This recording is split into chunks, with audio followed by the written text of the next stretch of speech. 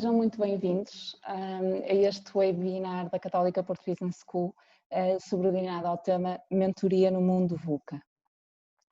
Eu queria começar por dizer que quando os oradores convidados, que eu já vou passar a apresentar, me propuseram o tema de mentoria no mundo VUCA, eu considerei que o tema já tinha sido bastante debatido.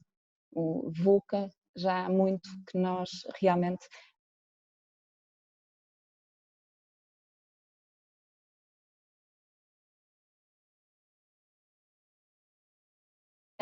nós, apesar deste tema já ser muito debatido, nunca o vivemos com uma intensidade tão grande como atualmente o estamos a fazer. Efetivamente, o tempo que estamos hoje a passar é um tempo de enorme volatilidade, de enorme incerteza, de enorme complexidade e de enorme ambiguidade. E por isso as pessoas são realmente chamadas a tomarem decisões num contexto extremamente exigente e como na nossa perspectiva as empresas são pessoas, interessa-nos perceber como podemos ajudar-nos como pessoas e gestores a ganharmos e a termos ferramentas que nos possam ajudar a ganhar competências, a termos orientações, a ganharmos foco para lidarmos de uma forma mais capaz e de uma forma mais conseguida e gastando também menos energia com este mundo VUCA. Nesse sentido, os nossos convidados são João P. Viana e Nuno Fernandes, da Walking Mentorship, parceira da Católica Porto Business School. Somos parceiros porque vamos precisamente lançar um programa de mentoring online, a quem desde já eu quero agradecer a disponibilidade para termos já feito o caminho que fizemos até hoje e para estarem hoje aqui neste webinar.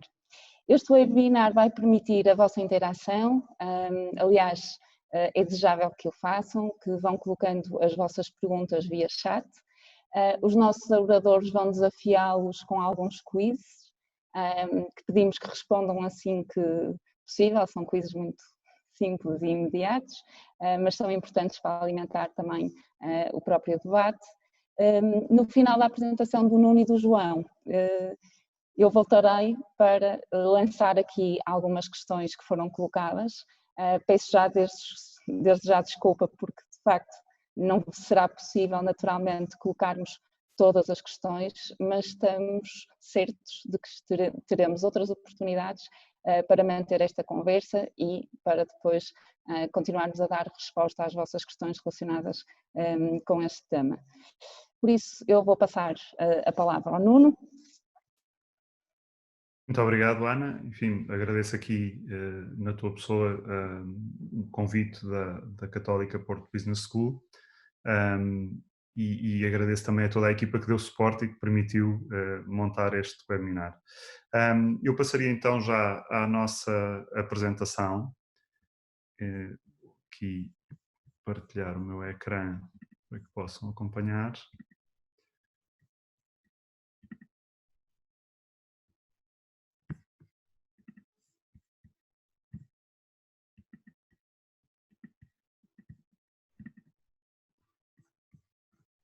E, portanto, o início da nossa apresentação lança-vos já um desafio, que é, e peço aqui que seja lançado à poll, que respondam a esta pergunta: quantas pessoas no mundo não têm hoje o suficiente para comer? Peço que vão respondendo com a maior brevidade e já voltaremos a este tema, porque vamos falar aqui enfim, deste momento que estamos a viver, este mundo VUCA, que a Ana já falou, no fundo este grau de volatilidade, incerteza, complexidade e ambiguidade que enfim, é algo que nos parece novo e absolutamente surpreendente e é um bocadinho sobre isso que nós vos queremos aqui falar. Penso que já poderemos talvez lançar o resultado da poll. Não sei se já temos resultados para ver. Bem, já temos, de facto. Enfim, a tendência é certa, porque de facto 815 milhões de pessoas estão hoje em dia a passar fome, ou seja, não têm mesmo o suficiente para comer, e 2 bilhões de pessoas, 2 mil milhões de pessoas não têm as suas necessidades nutricionais totais satisfeitas. Ou seja, não estão preocupadas com o Covid, estão preocupadas com o jantar de hoje. E isto é algo que, se nós olharmos para trás no tempo, para há 100 anos atrás, provavelmente era a realidade da vasta maioria da população humana, ou seja, o problema de facto era sobreviver. Nós há muitos séculos, pelo menos, que biologicamente podemos viver até aos 100 anos, mas na verdade a nossa esperança de vida em Portugal duplicou nos últimos 100 anos e isso não se deveu a nenhuma alteração biológica, deveu-se de facto à alteração das condições de vida. Mas olhando para trás e olhando para esta realidade que nos acompanhou ao longo de toda a existência do Homo sapiens até há 60, 70 anos atrás, nós sempre vivemos na incerteza, nós sempre vivemos com o pé a cair para o caos, com a possibilidade de, enfim, sermos comidos ou não termos o que comer, sempre ao fim do dia. Quer dizer, isto era uma realidade diária para todos nós. E, portanto, a questão que nós devemos colocar é como é que o ser humano, como é que a nossa espécie se adaptou a viver neste caos, conseguiu sobreviver a este nível de VUCA, de incerteza total, não é? E de facto, quando nós olhamos para o passado, podemos encontrar resposta nas tradições e nos ritos, não é? Quer dizer, no fundo, nós ao criarmos um conjunto de realidades ficcionadas, que no fundo eram inventadas por nós, no fundo eram histórias que nós contávamos, conseguíamos com isso trazer algum grau de certeza, de previsibilidade, de controle à nossa vida. E essa foi e é, na verdade, a técnica que nós utilizamos para lidar com a incerteza. É agarrarmos àquilo que podemos eventualmente controlar. E talvez não seja por acaso que grande número destas tradições e destes ritos envolvem alguma forma de caminhada com valor espiritual. Enfim, os exemplos são inúmeros e podemos pegar nos ritos de passagem dos índios americanos, o walkabout dos aborígenes australianos, enfim, que entretanto tem uma série de outras conotações, mas de facto tinha este objetivo. Mas depois as grandes peregrinações que conhecemos, como o Hajj dos muçulmanos, o Caminho de Santiago, as grandes peregrinações em massa dos indianos, dos hindus em direção ao Ganges. Enfim, há de facto aqui um sentido que este processo de andar, de caminhar com um propósito, nos permite recuperar algum controle. É evidente que há uma metáfora muito evidente, quer dizer, passo a passo conseguimos conquistar distâncias enormes, com uma certa persistência conseguimos subir, enfim, a montanha mais difícil, e no fim da subida mais difícil, de facto, temos a melhor vista, não é? Portanto, as metáforas, poderíamos estar aqui horas a elencá-las. Mas há, de facto, qualquer coisa no facto de andar que é natural ao homem, e eu aqui fazia a sugestão que pensássemos desta forma. Andar, na verdade, é a nossa velocidade de cruzeiro. Não é correr, não é certamente andar a 120 km por hora na autoestrada, ou mais, não é andar de avião, e muito menos é andar à velocidade de milhões de bits por segundo das comunicações de hoje. Na verdade, caminhar, pôr um pé atrás do outro, é a velocidade de cruzeiro do homem.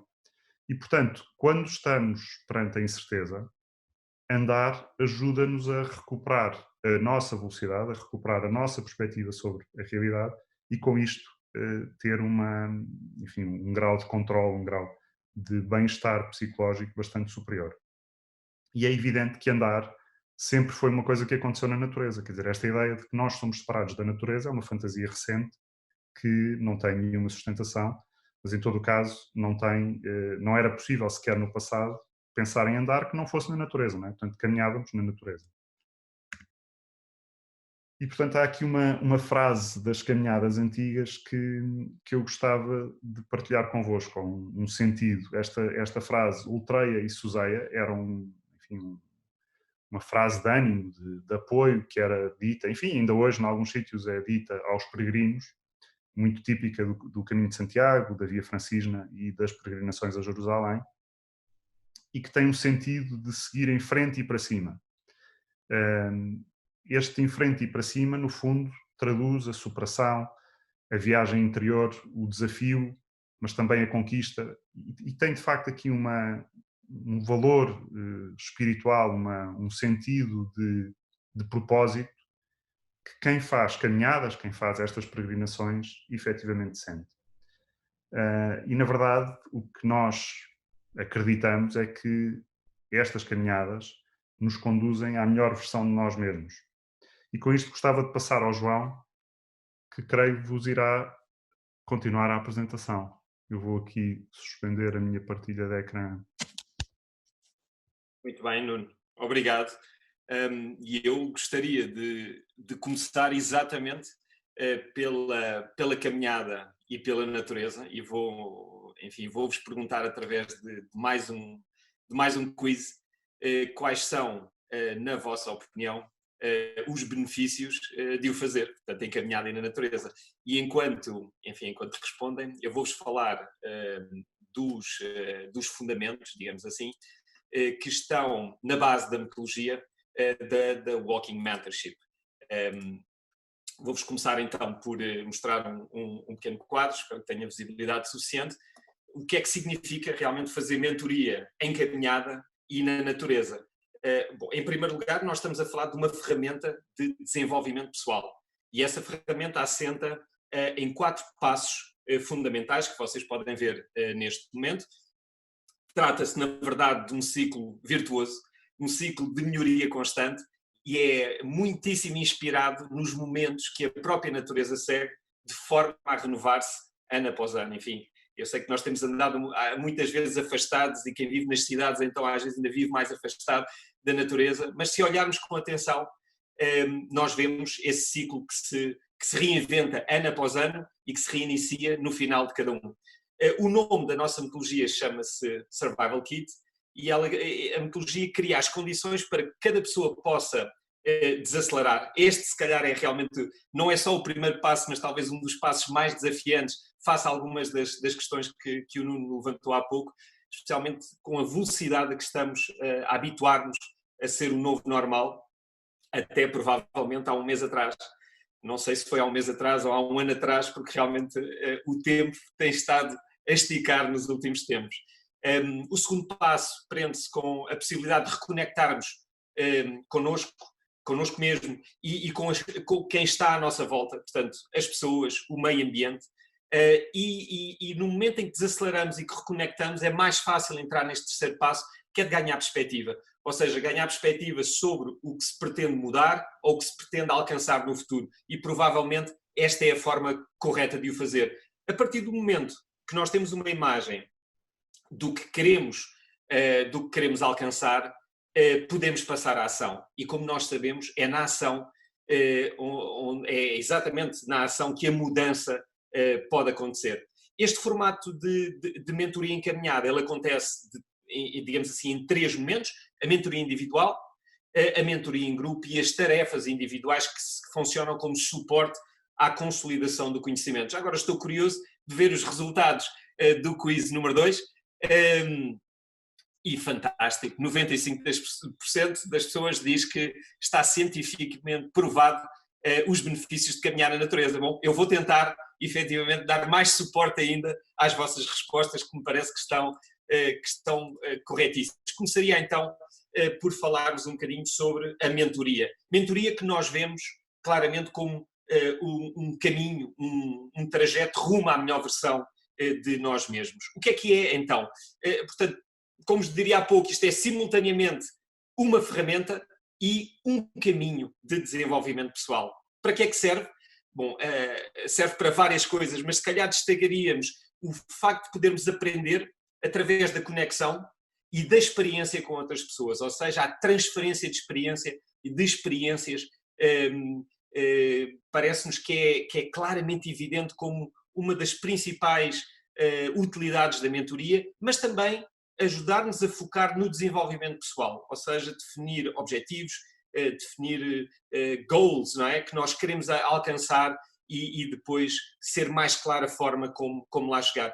A mentoria, enfim, onde é que ela nasceu? Isto é curioso, há pouco o Nuno fez algumas referências que eu acho que importa referir, destacar novamente. Se nós olharmos para as relações tribais, curiosamente haveria sempre alguém mais velho que acompanhava as pessoas mais novas. Cá está novamente a questão da transferência de experiência. A escola peripatética na Grécia, enfim, sair em caminhada, movimentar e fazer uma relação entre o processo interno e o processo externo. Este movimento contínuo de avançar. As escolas monásticas, curiosamente, os irmãos, os monges mais velhos que os irmãos mais novos, enfim, com os postulantes, portanto, esta relação. As associações profissionais, curiosamente, os guilds, não é? Onde se passava o conhecimento de quem sabia para quem queria aprender, e eu creio que de uma forma bastante visível também no último século, no mundo corporativo, cada vez mais a utilização da mentoria para apoiar este processo. Enfim, como é que ela se processa? Vamos lá ver, existem provavelmente tantos formatos de mentoria como pessoas, ou seja, realmente existem diferentes formas de o fazer, mas parece que há alguma coisa em comum em todos eles. É realmente uma relação, eu diria, informal, de confiança, ou seja, esta questão da confiança parece ser fundamental, onde há um trabalho que é feito em conjunto e para que possa ser realmente profundo, exige que ambas as pessoas sintam essa proximidade. Qual é a duração de um programa de mentoria? Olha, eu creio que a mentoria só tem dia certo para começar. Não creio que tenha limite para terminar. Continuará na medida que fizer sentido para as pessoas que estão envolvidas, na medida que faça sentido e que seja claro que continuamos a avançar. E portanto, eu diria que estas são as questões fundamentais, definindo, se calhar, de uma forma muito breve, o que é a mentoria. Gostaria, no entanto, pegando na pergunta que vos fiz há pouco, passar para a questão da caminhada, porque nós estamos a falar apenas de mentoria, estamos a falar de caminhada, e a caminhada aqui é bastante clarificada nos dias de hoje, exatamente pela ciência, que nos ajuda, digamos assim, a explicar com maior detalhe o que é que acontece dentro do cérebro de quem caminha. Nós temos hoje em dia estudos muito interessantes que, por exemplo, nos ajudam a explicar alterações na plasticidade da estrutura do cérebro, e nós aqui estamos a falar fundamentalmente nas áreas relacionadas com a aprendizagem e com a memória, mas também, por exemplo, a proteção e a reparação de órgãos que estão muito sujeitos à pressão e ao stress, ou seja, a caminhada que funciona quase como um medicamento. Apercebemos também do aumento da capacidade criativa que nós temos quando estamos, por exemplo, em caminhada, mas, por exemplo, o efeito que isto tem na melhoria da nossa capacidade de humor, de nos sentirmos mais bem dispostos. A nossa capacidade de pensamento clarifica e temos forma de visionar e perspectivar o nosso futuro de uma maneira mais tangível. O Nuno há pouco falava da nossa velocidade natural. Eu gosto sempre de referir que nós podemos tentar, logicamente, caminhar rapidamente, aliás, há quem o faça, mas nós só conseguimos caminhar com essa velocidade durante um determinado tempo, porque ao fim desse tempo o nosso corpo pede-nos para nós desacelerarmos e aproximarmos do nosso ritmo natural. Na verdade, isso permite-nos também usufruir do mundo e da vida ao nosso próprio ritmo. E gostaria de destacar que realmente a caminhada, no fundo, ajuda-nos a trabalhar e a melhorar a nossa saúde mental, a melhorar a nossa vida social, e isto é provavelmente apenas algumas das coisas que nós começamos a descobrir, que nos começamos a reconectar, na medida em que a ciência realmente tem trazido cada vez mais suporte a estes temas, a estas questões. Finalmente, gostaria de vos falar da natureza. E aqui, da natureza, nesta ótica de ser quase que em simultâneo uma escola, portanto, um elemento que nos permite aprender, e um hospital que nos permite também tratar de uma série de coisas da nossa vida. Nós temos, enfim, olhado para a natureza como algo exterior ao homem, provavelmente demasiado tempo, quando na verdade nós apercebemos que, e cá está, com a ajuda da ciência, que nós somos parte da natureza e o afastamento que tem sido produzido não tem sido bom para nós. Hoje sabemos, por exemplo, que estamos, e que ao estarmos mais próximo, em maior contacto com a natureza, isto produz inúmeros benefícios ao nível das nossas funções cognitivas, nomeadamente porque ao estarmos em contacto com a natureza, ao caminharmos, nós estamos a produzir neurotransmissores que têm um impacto tremendo no resultado que é visível neste momento pela ciência, nomeadamente estamos a falar de serotonina, de endorfinas, de neuropinefrina, de dopamina, de anandamina, isto para referir alguns destes principais neurotransmissores, mas na verdade todos eles são legais, são gratuitos e são saudáveis, porque muitas vezes nós fazemos, enfim, uma contraposição do que é que são estes neurotransmissores ou os efeitos destes neurotransmissores com outros elementos conhecidos, enfim, no nosso mundo. Ou seja, quando falamos em serotonina, podíamos estar a falar em efeitos semelhantes ao Prozac, as endorfinas, efeitos semelhantes do oxycontin, a neuropinefrina da ritalina, a dopamina da cocaína e a anandamida da cannabis. Portanto, volto a referir todos estes efeitos altamente positivos, todos eles legais, gratuitos e saudáveis. Sabemos também, por exemplo, quando estamos junto da natureza, a nossa exposição solar ajuda-nos a repor os nossos níveis de melatonina e vitamina D. Isto é curioso porque talvez algumas das pessoas que nos estejam a ouvir hoje não se lembram, porque provavelmente o vosso seguro de saúde não cobre a efetuar nas análises sanguíneas a análise à vitamina D. Eu digo isto porque creio que só a partir de uma determinada idade. E é curioso porque a maioria das pessoas hoje em dia, se fizerem a análise de vitamina D, vão-se aperceber que têm níveis baixíssimos. E isto está fundamentalmente relacionado com o facto de nós hoje estarmos muito mais protegidos face à exposição solar, portanto temos roupa, temos protetores solares, temos chapéus, temos casacos, já não trabalhamos, enfim, como trabalhávamos anteriormente no campo, só que essa diminuição de estarmos expostos a determinados níveis de melatonina e vitamina D, vamos lá ver, aumentam imenso o risco, por exemplo, de depressão. As cores que estão presentes na natureza, nós sabemos que afetam o nosso humor e o nosso estado de espírito. Por exemplo, ouvir água a correr num riacho, num rio, reduz o nosso stress. É isto que a ciência nos tem ensinado. A nossa criatividade aumenta exponencialmente quando estamos imersos, cá está, em ambientes de natureza. E finalmente, eu creio que este é um ponto talvez o mais importante, é que nós começamos-nos a perceber que ao interagirmos com a natureza, nós ganhamos a capacidade de restaurar e reparar a nossa capacidade de atenção. Enfim, há uma teoria à volta disto, a Attention Restoration Theory, se quiserem pesquisar um pouco, mas a nossa capacidade de atenção está altamente comprometida com o uso, eu diria, desequilibrado, excessivo que fazemos da tecnologia hoje em dia. E o que nos apercebemos é que o contacto com a natureza ajuda-nos a restaurar a nossa atenção. E, portanto, fica-nos uma pergunta que é o que é que será que acontece com as pessoas que vivem este tipo de experiências? Nuno, vamos continuar e ver o que é que acontece. Sim, senhor. Lançamos então o último quiz, e que é, no fundo, o que é que muda na vida das pessoas que vivem esta experiência. Enfim, enquanto vocês respondem, eu vou começar a dar algumas pistas, não querendo condicionar as respostas, naturalmente. Mas, efetivamente, ao fim de umas centenas de pessoas e de uns milhares de quilómetros percorridos em mentoria, em caminhada na natureza, nós já temos, de facto, alguma ideia ou alguma perspectiva sobre este assunto, sendo evidentemente que há imenso para estudar e imenso para descobrir e para investigar nesta matéria. E a nós, aliás, parece-nos que é uma das áreas em que importa muito investir para podermos quantificar, demonstrar e até perceber o que é que são boas práticas e o que é que podem ser práticas a abandonar ou a alterar e a corrigir. Mas, enfim, daquilo que é a nossa experiência ao fim destes anos, há aqui algumas coisas que já são muito claras. Uma delas é que, por muito difícil que seja o processo, e nós temos tido participantes que sofrem imenso no processo, ou seja, que fisicamente sofrem, que emocionalmente entram, de facto, num processo muito duro, mas, na verdade, no fim, tiram sempre um enorme benefício. Eu lembro de um caso de um participante que a impressão que nós ficámos no fim foi que ele tinha detestado toda a experiência e que nunca mais queria sequer pensar no assunto.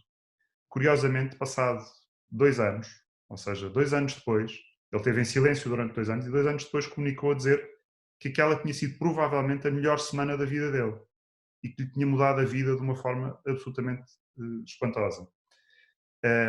Este é um caso, digamos, radical, mas efetivamente há muitos casos em que as pessoas passam por um período difícil, porque de facto quando nós nos confrontamos com a nossa realidade, por vezes isso é duro, mas de facto o benefício que aí advém é, sem dúvida, notável. Um outro aspecto é que, ao não estarmos sozinhos neste processo, ao fazermos a relação one-to-one e one-to-many, portanto, para o grupo, nós vamos, de facto, perceber que dores nos pés temos todos, problemas temos todos.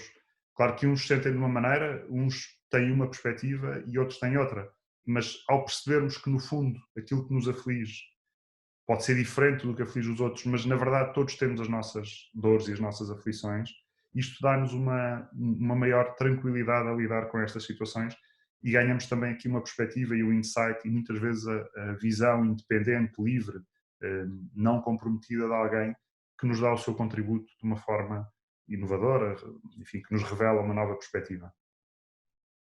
Um aspecto que também é muito evidente é o ganho em foco e produtividade, ou seja, como todos os nossos programas terminam com um plano de ação, efetivamente, o que aprendemos ao longo do caminho é traduzido imediatamente nos próximos passos. E, portanto, no dia em que regressamos, digamos, de um programa destes, nós estamos prontos para começar o próximo. Ou seja, na verdade, ali é que começa o caminho.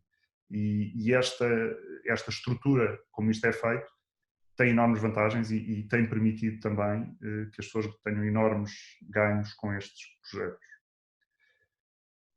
Um outro lado que também não é tão evidente, mas que é muito importante, é de facto criar estruturas sólidas que nos permitem reformular com mais regularidade a nossa agenda. Ou seja, nós na verdade só podemos fazer alguma coisa agora, não é? Quer dizer, ontem e amanhã são momentos em que nós não temos controle. Podemos planear, mas não podemos agir. Mas podemos agir agora e geralmente agimos em função do que a nossa agenda nos diz para fazer.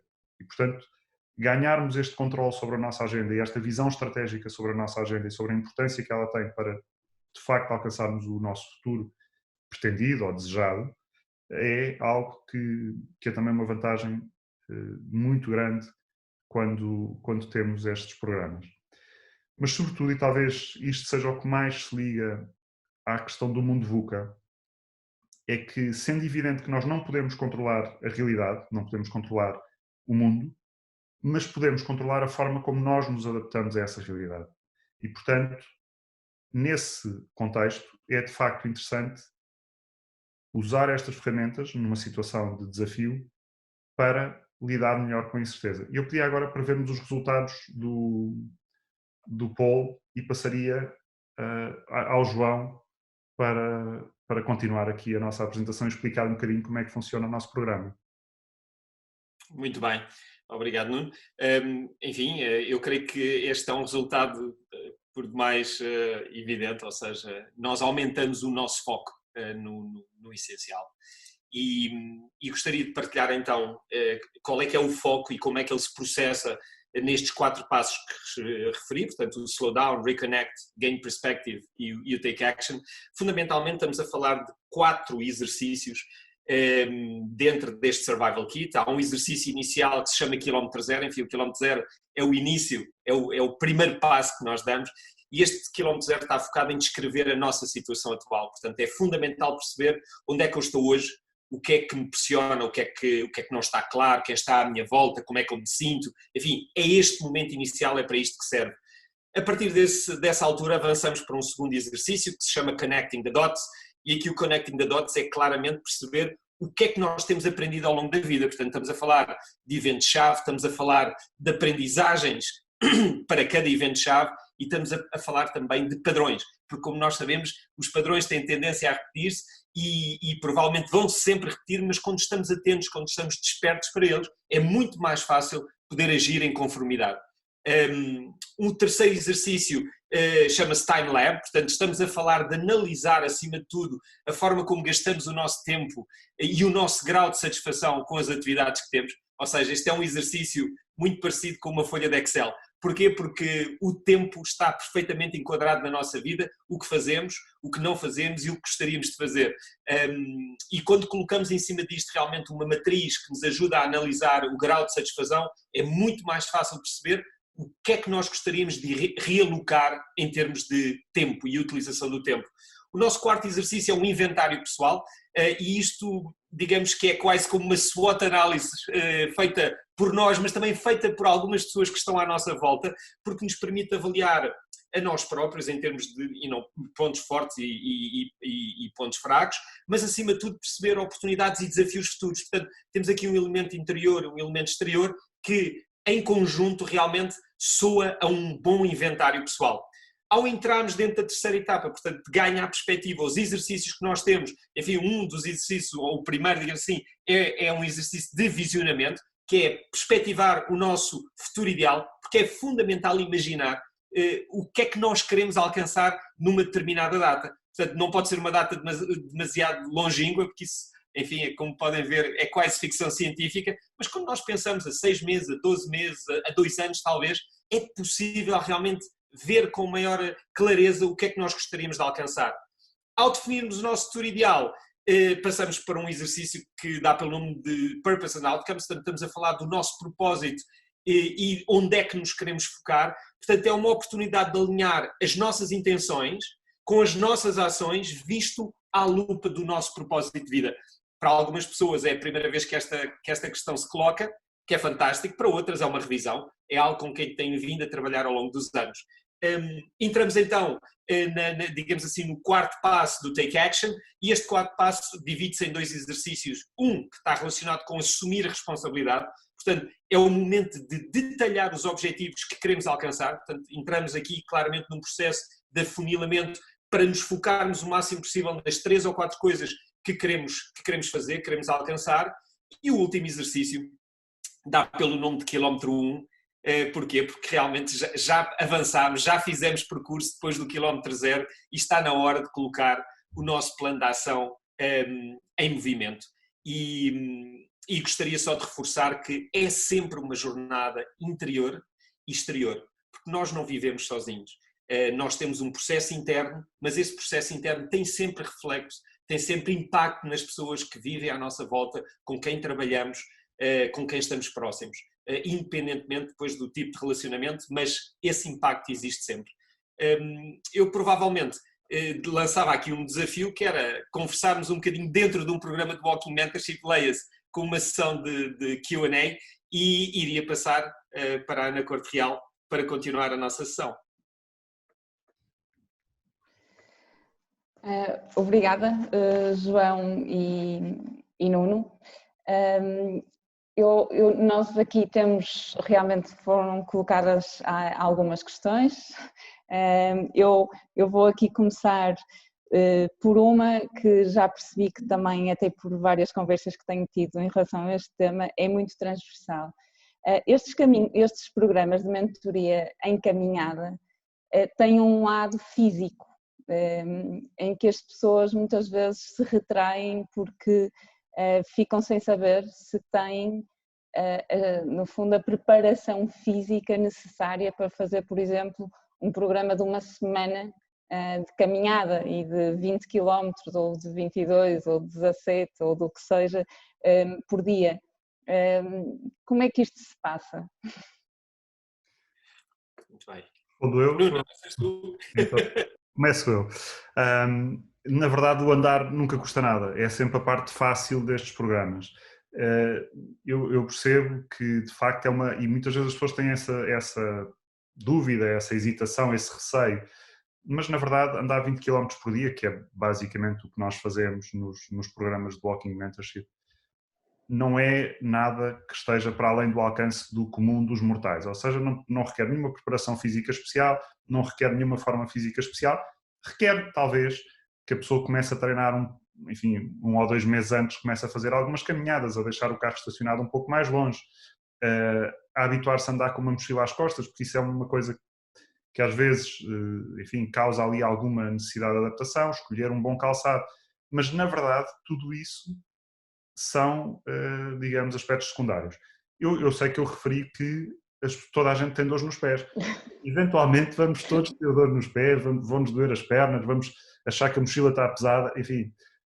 Isso faz um bocadinho parte deste processo, mas na verdade, às vezes quando nos doem os pés, alivia um bocadinho as dores de cabeça e, portanto, há aqui uma certa compensação daquilo que de facto é o desafio deste programa, que é o processo interno, ou seja, aquilo que eu julgo que é fundamental que uma pessoa pense quando vai fazer um programa destes não é se fisicamente está capaz de o fazer, mas é que se prepare mentalmente para o fazer, porque efetivamente esse é que é o grande desafio, esse é que é a grande dor, se quiserem, ou o grande prazer deste processo. Aqui efetivamente nós vamos... acrescentaria apenas que nós inicialmente, enfim, há 3, 4, 5 anos atrás achávamos que deveríamos ter sempre planos de preparação para as pessoas usufruírem da parte física o melhor possível. O que nós nos apercebemos é que realmente as pessoas mentem tremendamente, portanto diziam-nos muitas vezes que se preparavam e na verdade o primeiro dia de preparação era o primeiro dia que apareciam no programa com a mochila às costas. E então o que nós fizemos efetivamente foi criar condições para que também seja possível indicar à pessoa qual é o programa que melhor se adapta, porque imaginemos, nós termos programas que correm, enfim, em planície, eu diria que são excelentes, entre aspas, para os mentirosos que dizem que fazem exercício ou levar as pessoas aos Alpes, enfim, que é um bocadinho diferente, mas por outro lado é também importante termos estes diferentes desafios, porque a parte física tem que estar numa boa ligação com a parte mental, ou seja, não podemos caminhar em demasia, mas também não podemos deixar de caminhar. Ou seja, temos que caminhar o suficiente, cá está, para produzir esta quantidade de neurotransmissores, para ter este contacto com a natureza e depois ter o tempo e a qualidade suficiente para poder parar, para poder descansar, para poder ter tempo individual, escrever, ler, etc. Eu agora tenho aqui outra que não deixa de estar relacionada com esta questão, porque é assim... Eu ponho-me do lado de quem está a ouvir e ouvir falar em 20 km por dia não é assim tão pouco. E por isso há aqui uma participante que me está a perguntar qual é a duração mínima, atendendo a que temos várias restrições, nomeadamente de tempo, não é? E disponibilidade para fazer este tipo de programas. Se há uma duração mínima de uma caminhada que permita usufruir destes benefícios que quer tu, João, quer o Nuno explicitaram. Muito bem. Eu talvez comece a tentar responder. O que nós aprendemos, e aqui realmente cá está, a ciência tem-nos dado dados muito interessantes, é que nós quando caminhamos, a forma como produzimos estes neurotransmissores, e é agora concretamente deles que eu estou a falar, tem uma libertação bastante lenta, ou seja, ao contrário de, imaginemos, para um ginásio ou ir correr, onde eu tenho um pico muito alto de produção de neurotransmissores, mas depois a um pico muito alto eu na verdade tenho uma quebra muito rápida também, ou seja, um prazer enorme e uma quebra rápida. O que nós temos reparado é que com as caminhadas essa libertação é muito mais lenta, o que quer dizer que as pessoas, se tiverem o hábito, imaginemos, vamos dar um exemplo, aproveitar um fim de semana para fazer uma caminhada mais longa, ao longo dos dias que decorrem na semana, a pessoa vai continuar a usufruir dos benefícios, por exemplo, de uma caminhada em natureza. Agora imaginem, uma pessoa que vai e que tira alguns dias para fazer um programa destes, e enfim, os programas mais curtos têm 2, 3 dias, menos do que isso, o que nós nos apercebemos é que realmente os benefícios são muito inferiores àquilo que podemos ter, mas a partir do segundo, terceiro dia o impacto é bastante maior, mas eu diria que é quase como fazer um investimento no futuro, porque uma pessoa faz um programa destes e depois se mantiver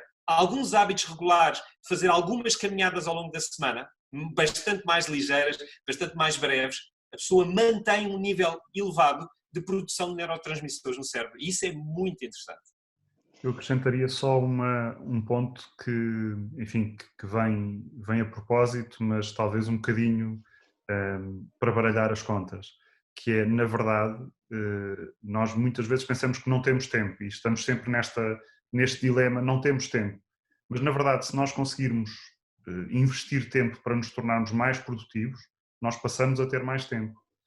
E esse talvez seja um dos benefícios escondidos de gastar tempo nestes projetos, nestes programas, é que depois vamos ganhar tempo naquilo que realmente importa. E ao focarmos no que nos interessa, verdadeiramente vamos canalizar o nosso tempo para o que importa e não talvez para coisas que andamos aí sim a gastar, a perder tempo.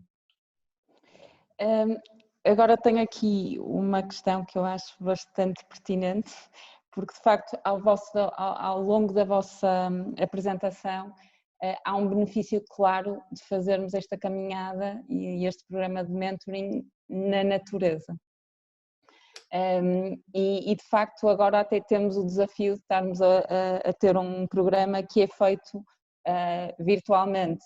Aliás, este contexto VUCA, entre muitas outras coisas, tirou-nos muito presencial e pôs-nos muito online e remotamente, com todos os benefícios e com todos os desafios que isso tem. Aqui, particularmente, onde se fala muito da natureza e do seu impacto e da caminhada, como é que, João e Nuno, nós podemos achar que é possível fazer isto remotamente, virtualmente? E aqui até vou complicar a pergunta que foi feita, porque, João, tu também falaste da questão da confiança nestes programas, e por isso, uma vez que isto será à distância com a vossa presença, é verdade, mas remotamente, como é possível ter os mesmos resultados? É possível ter este plano de ação que de facto nos permite fazer esta caminhada interior e com os resultados que vocês apontaram? Olha, não dou o primeiro passo e passo já para ti. Eu creio que portanto, há duas questões, digamos aqui. Uma sobre a natureza. A nossa proposta é nunca retirar nem a caminhada nem a natureza. Ou seja, independentemente de estarmos a falar de programas virtuais, online, à distância, é do nosso maior interesse manter estes dois elementos. Como é que os mantemos? Bom, a caminhada, para quem pode sair, para quem irá poder sair em breve, enfim, boas notícias, esta quarentena vai acabar, portanto, acho que é importante ganharmos, acima de tudo, perspectiva de vida positiva, vai acabar, não sabemos quando, mas vai acabar, portanto, a próxima vez que possam sair, vão dar abraços nas árvores e coisas parecidas, porque vão ficar muito contentes, mas fora de brincadeira, acho que é muito importante termos esta perspectiva, se posso sair, saio, se não posso, o que nós aconselhamos é a pessoa manter as sessões de mentoria encaminhada dentro de um ambiente de casa, ou seja, casa, escritório, ou seja, apanha um corredor, umas escadas, enfim, que se mantenha em movimento, porque efetivamente este movimento é muito importante para o processo mental. Portanto, a caminhada, mantê-la sempre, online, virtual, em casa, na rua.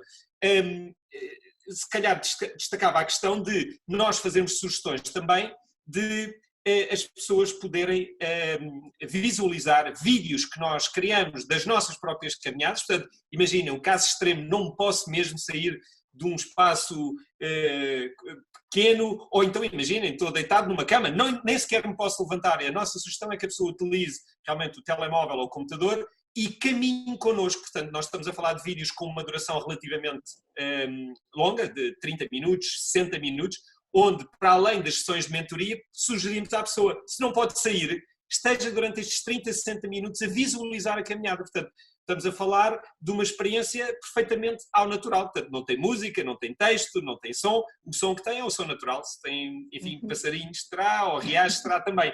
Gostaria só de referir a questão da confiança. Vamos lá ver. Eu percebo que hoje em dia nós estamos mais despertos para este tema. Mas reparem, nós fazemos mentoria online e virtual há mais de 3 anos. Ou seja, esta questão da confiança já é feita há vários anos de pessoas que estão a 6, 7, 8 mil quilómetros de distância. Nós nunca vamos estar juntos a não ser que estejamos num programa, imaginem, de grupo. Portanto, desde o primeiro contacto até o último momento, a confiança ela é construída, acima de tudo, por um princípio que nós temos. Por acaso é o princípio 3 dos nossos programas, que é quanto mais se dá, mais se recebe. E o contrário também é verdade. Aqui eu creio que o online e o virtual, na verdade, não são a desculpa. É mesmo uma questão, até onde é que eu quero ir, o que é que eu quero dar e de que forma é que eu vou receber. Mas Nuno, se calhar queres-me complementar? Eu iria exatamente a esse ponto, que é, na verdade, o que vai determinar a profundidade e a qualidade do programa é o empenhamento do participante. Isto é verdade sempre. Digamos que na versão online põe mais responsabilidade sobre o participante, porque como não é visto, pode esconder-se mais atrás dessa capa. Mas, na verdade, depende só de cada um de nós, não é? Depende do participante. ao comprometer-se com o seu processo. E, portanto, aquilo que é a grande vantagem que se pode tirar disto depende de quanto eu estou disponível a dar. E nós criámos, além de todo o suporte do programa, criámos também dinâmicas que permitem à pessoa obter o feedback de terceiros, porque efetivamente essa era uma das questões que também se colocava como difícil, ou seja, além da natureza e da caminhada, a questão de ter outras pessoas com quem dialogar. E, portanto, criámos essa dinâmica, naturalmente, como aliás nos programas reais, não virtuais, cada programa é único, cada experiência é única, mas acreditamos que é perfeitamente possível fazer um programa extremamente gratificante e extremamente enriquecedor desta forma. Bem, eu agora tenho aqui só que fazer partilhas, porque temos alguns participantes que não estão a fazer questões, mas estão a testemunhar que já fizeram caminhadas e que o resultado foi muito positivo, e por isso até a agradecerem estarmos a partilhar, porque também não tinham noção de que havia estes programas, estas caminhadas com mentoria, e por isso agradeço a todas estas partilhas positivas. Nós já vamos aqui com um tempo longo, haveria outras questões naturalmente para responder, mas ficarão para outras oportunidades. A nós resta-me, e eu aqui, depois de ouvir o Nuno e o João, acho que de facto é interessante nós percebermos que fizemos uma boa caminhada neste webinar, percebemos que caminhar não é só ir do ponto A ao ponto B. Provavelmente a caminhada mais difícil é a que vem na nossa direção, e é aquela que nos permite ser uma melhor versão de nós mesmos. E de facto também foi importante perceber que neste tempo VUCA, onde o desafio é enorme, e hoje deixem-me dizer que até pelo feedback que tenho, nós estamos todos numa roda viva, com teletrabalho, com filhos em casa, com teleescola, com as atividades domésticas, com as pressões todas e as incertezas do que nos vai acontecer, das nossas empresas, dos nossos negócios, e de facto é muito importante nós percebermos que, se calhar, neste momento tão VUCA, temos de parar, temos de reconectar, temos de ganhar perspectiva e agir.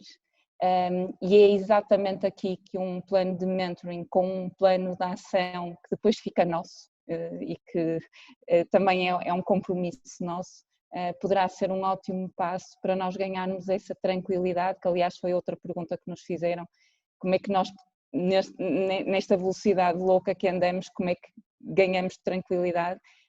E de facto estes programas que nos ajudam a fazer estas paragens são uma boa opção.